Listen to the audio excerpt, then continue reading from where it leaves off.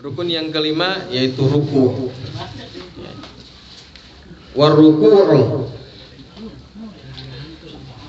Waruku dan ruku. Gimana caranya ruku? Bin hina'in. Dengan mencondongkan badan, balagorohataihi rukbataihi, sekiranya kedua telapak tangan sampai atau menyentuh terhadap kedua lutut, ya.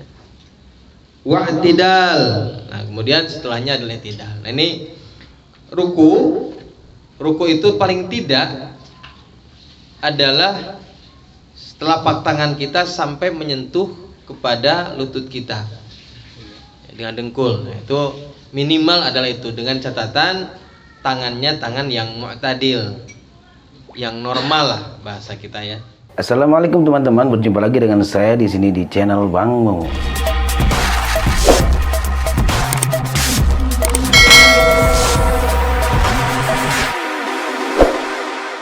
Tangannya tangan normal.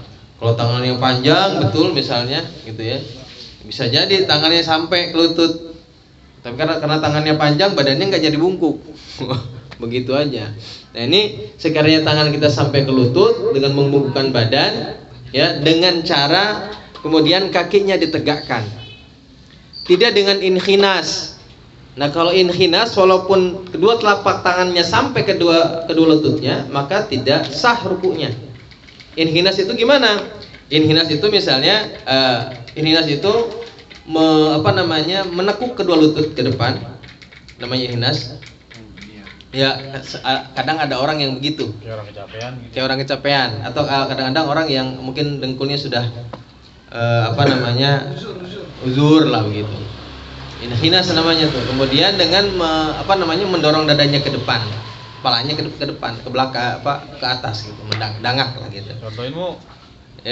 Nah, itu namanya inhinas. Inhinas tuh kalau contohin tuh begini nih. Ada orang suka begini tuh. Ya, ada orang begini nih. Nah, ini nggak boleh.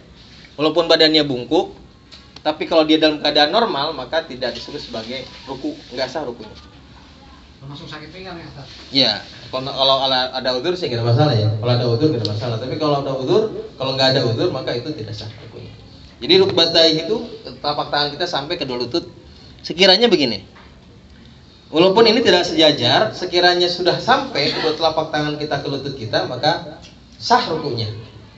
Ya.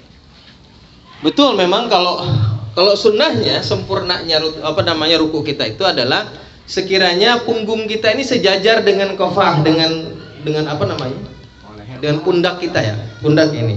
Nah, pundak apa namanya? Punuk ya. Punuk ya.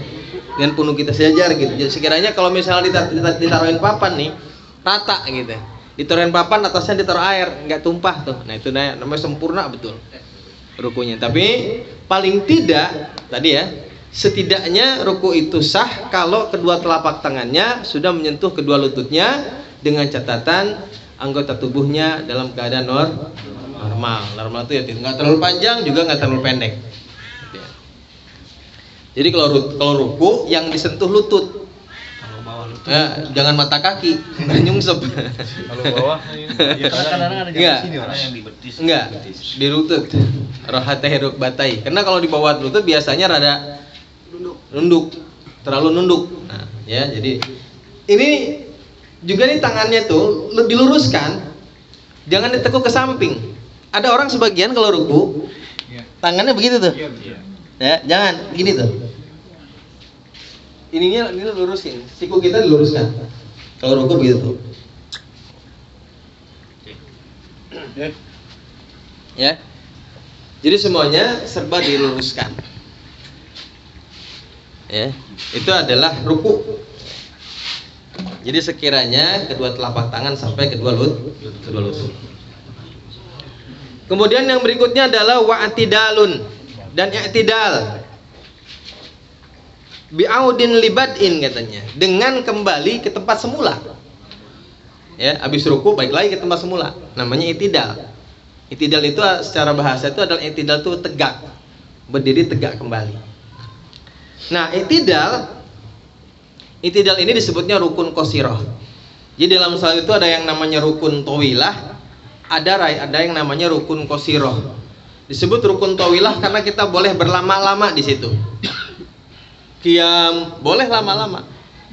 Lagi berdiri tuh baca surat yang panjang, makanya disebut dengan rukun tawilah, rukun yang panjang. Ruku boleh kita ruku panjangin, boleh.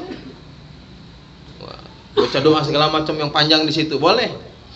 Ya. Nah, tapi kalau i'tidal itu sama dengan duduk di antara dua sujud. Namanya rukun qasiroh. Jadi dalam salat itu ada dua rukun yang namanya rukun qasiroh, yaitu i'tidal dan duduk di antara dua sujud. Ya, namanya rukun qasiroh, rukun yang pendek, nggak boleh panjang-panjang, nggak boleh lama-lama. Apabila lama-lama di situ tanpa ada uzur, maka bisa membatalkan sholat. Ya, kenapa? Karena fungsi kedua rukun ini untuk memisahkan. Misalnya duduk di antara dua sujud, fungsinya adalah untuk memisahkan antara sujud yang pertama dan sujud yang kedua. I'tidal untuk memisahkan antara ruku dan gerakan sujud. Ya, sekiranya ada orang misalnya habis ruku, malas ke atas, langsung aja sujud, nggak boleh, harus dipisah dulu, harus balik dulu ke atas. Makanya disebutnya bi'audin libad'in, dengan kembali ke tempat semula.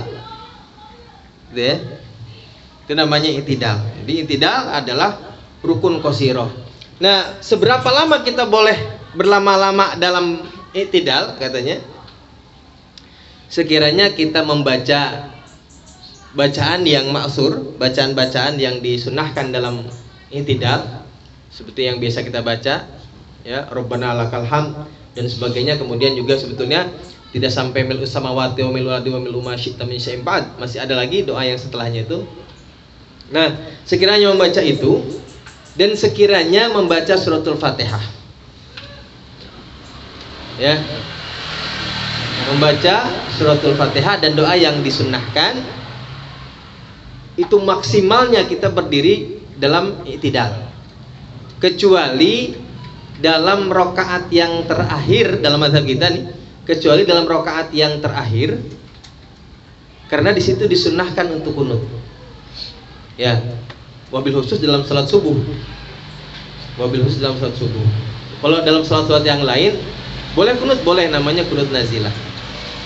Ya, kalau kunut mah boleh biar lama juga, gitu ya. Kecuali dalam rakaat yang terakhir dalam salat fardu, ya. Wabil khusus salat subuh, karena di situ ada kesunahan untuk membaca kunut. Di tempat lainnya nggak boleh lama-lama. Nah, lo duduk di antara dua sujud pun sama. Duduk di antara dua sujud itu tidak boleh lebih lama daripada kita membaca doa yang disunnahkan ditambah dengan baca tahiyat. Ya, tahiyat misalnya dibutuhkan sekitar 20 detik atau 30 detik misalnya. Ditambah dengan doa yang disunnahkan, taruhlah jadi 40 detik, berarti tidak boleh terlalu lama dari itu. Ya, ini misal saja. Kalau lebih lama dari itu, maka bisa membatalkan sholat. Kalau tanpa ada uzur. Kalau ada uzur gimana? Ya nggak apa-apa, namanya juga ada uzur. Misalnya apa? Lagi duduk di antara dua sujud ngelamun. Ya, ngelamun lupa sampai keluar sholat. Atau misalnya ketiduran, ya kan? Namanya uzur gitu ya.